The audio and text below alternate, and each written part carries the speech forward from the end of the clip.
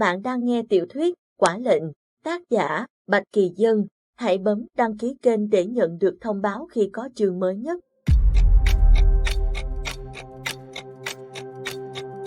Chương 42, đôi tay của anh, Diệp Minh, tay anh giờ làm thế nào? Tống Huy lay anh khiến anh giật mình thảng thốt, ánh mắt hơi thất thần càng khiến hắn lo lắng. Đây là kim loại Wolfram, không có cách nào, bọn chúng đã gắn trực tiếp vào tay tôi, không có khóa mở. Diệp Minh nói.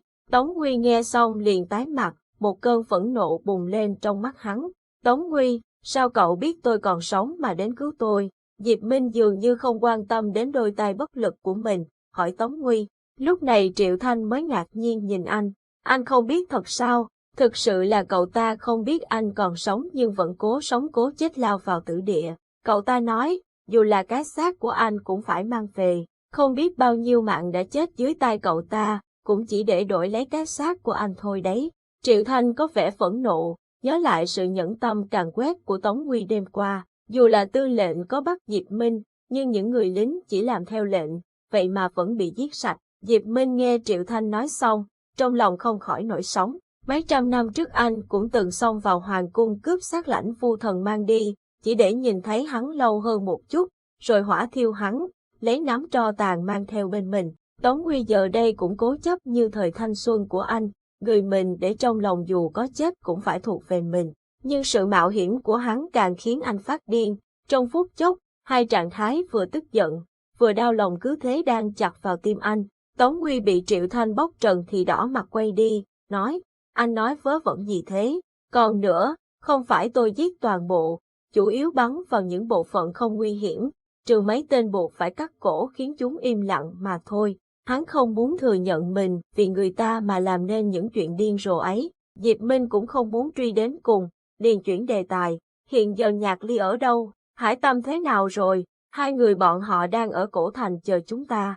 Tôi đã nhắn cho Nhạc Ly, báo họ trong vòng 10 ngày di chuyển đến Hải Hồ. Dự tính chúng ta đi bằng tàu du lịch ngược sông Thanh Vân, cũng tầm 10 ngày là tới Hải Hồ. Lâm Phong sẽ lo cho Mã Linh đi bằng đường hàng không đến đó. Tống Huy nói. Diệp Minh gật đầu vẻ rất yên tâm. Cuối cùng, anh vẫn phải trả lời câu hỏi mà Tống Huy trông đợi. Thật ra tay của tôi còn có một cách. Cách gì? Mau nói. Tống Huy dồn dập, dùng hỏa lực nung chảy nó. Nhưng để làm chảy được Wolfram, tôi phải dùng toàn bộ hỏa lực, đồng nghĩa với hai tay sẽ bị nung đỏ. Làm sao có thể? Như vậy sẽ thành tàn phế. Tống Huy càng lồng lộn hơn, hắn như muốn phát điên. Tống Huy, Triệu Thanh. Đây không phải lần đầu tôi bị thế này, bọn chúng hiểu rất rõ về tôi, biết tôi có thể dùng tay để điều khiển hỏa lực nên đã làm thế này. 50 năm trước, trong cuộc viễn chinh thứ tư. Triệu Thanh ngắt lời anh, hả? Anh tham gia cuộc viễn chinh thứ tư? Phải, lúc đó tôi vô tình rơi vào cuộc chiến, thấy quá nhiều người chết nên tôi dùng hỏa lực để cứu người. Một nhóm người trong đó đã phát hiện ra dị năng của tôi, liền lừa bắt tôi đi làm thí nghiệm. Trong suốt 5 năm, tôi bị quân đoàn đế chế quản thúc. Sau đó anh làm sao mà thoát ra được? Tôi đã dùng hỏa lực nung chảy găng tay Wolfram, đồng nghĩa với tự làm trái tay mình đến tận xương cốt. Sau đó tôi đã đốt toàn bộ căn cứ, chạy thoát ra ngoài. Hai tay lúc đó hoàn toàn bị tàn phế, phải sống lẫn trốn khó khăn. Sau đó bao lâu thì lành lại? Rất lâu, nhưng bây giờ tôi đã biết cách khắc chế, tăng khả năng phục hồi. Triệu Thanh dường như tin mọi lời Diệp Minh vừa nói. Còn Tống Huy, hắn đang rất mơ hồ. Trước khi đến đây Nhạc Ly nói với hắn rằng Diệp Minh không thể chết, nói đến hỏa huyết, hỏa lực, nhưng hắn không hề tin. Diệp Minh, làm cách này anh sẽ đau đớn đến chết. Tống Huy đau đớn nhìn anh, như thể bản thân mình sắp bị mang ra hỏa thiêu. Diệp Minh giơ bàn tay kim loại lên, vỗ vào má hắn, nhìn thấy cậu, tôi sẽ không đau nữa. Tống Huy giận dữ quay mặt đi. Triệu Thanh đặt tay lên vai hắn, đầy thông cảm. Anh nói khẽ, Tống Huy, để anh ấy làm đi. Diệp Minh đứng dậy, nói, Tống Huy, cởi áo giúp tôi. Diệp Minh đưa hai tay giơ cao lên đầu. Tống Huy tiến đến cởi áo chui của anh ra. Diệp Minh bình thường trông cao gầy trắng trẻo, nhưng khi cởi áo mới thấy cơ thể anh vô cùng rắn chắc và cân đối. Những khối cơ không quá phô trương nhưng lại đang xen đẹp mắt như những sợi titan óng ánh, mềm mại và kiên cố. Cởi áo xong, Diệp Minh liền đứng giữa phòng điều khiển, bắt đầu vận hỏa lực vào hai tay. Một luồng sáng như tia nắng bắt đầu tụ lại trên ngực anh, từ từ bị Diệp Minh hấp thụ. Tống Huy nín thở nhìn anh, chỉ thấy từ khuỷu tay anh trở xuống, làn da bắt đầu hồng lên cho đến khi trở thành hai cây cột lửa trong suốt, nhìn thấy rõ vệt đen của xương tay bên trong. Một lúc sau, ngay cả vết đen cũng biến mất, thay vào đó là một màu đỏ rực như lửa. Ánh sáng mặt trời càng ngày càng bị hút vào trong cơ thể Diệp Minh nhanh hơn, khiến cho Tống Huy có cảm giác nó sắp thiêu đốt Diệp Minh thành tro. Cơ thể Diệp Minh thấm đẫm mồ hôi làm ướt tóc anh, nhỏ từng giọt xuống khuôn mặt đang nhẫn nhịn đến tận cùng cơn đau đốt cháy da thịt. Làn da anh nóng lên, lấp lánh nước rồi trong thoáng chốc bị hun nóng, tỏa ra một làn khói lờ mờ bao bọc xung quanh cơ thể. Dưới bàn tay anh, hai chiếc găng tay kim loại bắt đầu đỏ rực như hai hòn lửa. Khoảng 5 phút sau, những giọt Wolfram bắt đầu bị nung nóng chảy, rơi lỗ chỗ xuống tấm kim loại chuẩn bị sẵn. Quá trình nung chảy toàn bộ diễn ra trong hơn 10 phút nữa. Cơ thể Diệp Minh đã gần như tới cực hạn, mắt anh đỏ rực, bốc ra một làn khói mỏng mịt mờ. Diệp Minh bỗng hét lên một tiếng thật lớn, toàn bộ kim loại còn sót lại biến thành bột than đen bay tứ tán, để lộ ra đôi tay anh đã bị đun nóng, đỏ đến chói mắt. Sau tiếng hét đau đớn, hai đầu gối Diệp Minh thả rơi xuống sàn tàu. Anh quỳ ở đó, đầu cúi xuống cho đến khi cơ thể dần nguội đi, khói cũng từ từ biến mất. Cho đến lúc này, Tống Huy nhìn không nổi đã lao đến, vừa kịp đỡ lấy lưng Diệp Minh khi anh ngã vào vòng tay hắn. Hỏa lực tắt, hai cánh tay của Diệp Minh biến thành một màu đen kịt như than, hay nói đúng hơn là đã biến thành than. Cả người anh biến thành một màu xám như tro. Anh nằm trong lòng Tống Huy, yếu ớt như một vị thần vừa bị tước đi phép màu.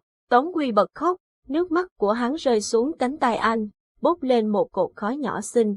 Triệu Thanh quay mặt đi chỗ khác, hốc mắt cũng nóng rực lên. Phải đến khi hoàng hôn, Diệp Minh mới tỉnh lại trong căn phòng ấm áp. Hai tay anh được đặt cẩn thận trên hai tấm nệm đặc biệt. Cơn đau đớn dồn dập đến khiến Diệp Minh co rút lại, bật lên một tiếng rên khẽ. Tống Huy vẫn ngồi cạnh anh, liền khe khẽ vuốt lên trán anh, đẩy mớ tóc lòa xòa ra phía sau. Diệp Minh trông thấy hắn, liền cảm thấy đỡ đau, lại tiện miệng trêu hắn, em khóc đấy à, có phải em thương tôi đến không chịu nổi rồi không? Ai thèm khóc, anh khùng à? Tôi đang muốn khùng đây, khi nhìn thấy bộ dạng của em lúc này. Anh cười, cánh môi nhợt nhạt mà quyến rũ. Bộ dạng của tôi làm sao? Giáo sư Diệp, bộ dạng của em thật khiến tôi muốn đè. Bị thương như vậy rồi còn muốn đè người ta. Bị thương thì mới muốn đè, không bị thương thì đã trực tiếp đè em rồi. Tống Huy lành lặn, khỏe mạnh không thèm chấp kẻ tàn phế, liền múc một thìa nước cam đổ vào miệng anh. Này, uống đi, là tôi pha cho anh. Diệp Minh nuốt xuống thìa nước cam, nhăn mặt, em định đầu độc tôi à? Anh khó chết như vậy, đầu độc có ích gì? Tống Huy bón cho anh hết cốc nước cam, hắn trực tiếp lấy tay lau những giọt nước bám trên khóe miệng anh, liền bị Diệp Minh đưa lưỡi tranh thủ cuốn lấy ngón tay hắn. Một luồng điện lập tức truyền từ đầu ngón tay hắn xuống đến tận đầu ngón chân, mắt hắn vàng lên một tia máu khiến Diệp Minh giật mình. Tống Huy chống tay xuống hai bên đầu anh, nhìn anh từ trên cao. Giáo sư, anh vừa quấy rối tôi phải không? Coi như thế đi. Vậy. Hắn nói xong liền cúi xuống hôn lên môi anh. Hắn rất muốn cắn xé anh, nuốt cả hơi thở của anh vào bụng, nhưng sợ anh đau nên hắn cố gắng kìm mình lại, chỉ nhẹ nhàng đè môi mình xuống môi anh. Diệp Minh hận không thể nhấc nổi cánh tay để ôm lấy bảo bối của mình. Tống Huy rời môi anh sau một cái hôn dài, liền gian xảo nhìn xuống phía dưới của anh, ánh mắt đầy xâm lược. Diệp Minh chột dạ, giật mình kêu lên, này, em đừng có làm càng. Tống Huy đưa bàn tay luồn vào trong chăn, đặt lên thứ đang phản ứng nhiệt tình của Diệp Minh, bóp một cái khiến anh như bị điện giật, dòng cảm xúc mãnh liệt tuôn trào sộc thẳng lên não. Anh rên rỉ, Tống Huy, em chơi xấu, mau bỏ tay ra đi. Tống Huy chơi xấu một lúc nữa mới dừng lại, tha cho anh, đợi khỏi bệnh rồi, làm thịt anh cũng chưa muộn. Hắn bỏ tay ra khỏi vùng nhạy cảm, Diệp Minh thở vào một cái, giờ mà hắn làm càng, chắc anh chịu không nổi, nhấc lên cánh tay này coi như đứt đoạn, tàn phế luôn. Cơn đau thể xác vì sự càn quấy của Tống Huy mà dịu đi đôi phần. Tôi đói rồi, được, nằm nghỉ một lát, tôi đi nấu cho anh, tốt nhất bảo Triệu Thanh làm đi, tôi không muốn bị đầu độc. Im miệng, không thì đừng có trách. Tống Huy nhìn chằm chằm vào chỗ hắn vừa cho tay đi du lịch ban nãy khiến Diệp Minh lập tức ngoan như cún. Nhắm mắt vờ ngủ, Tống Nguyên nhìn điệu bộ của người kia, chịu không nổi liền cúi xuống hôn môi anh một cái rồi mới vào bếp nấu ăn.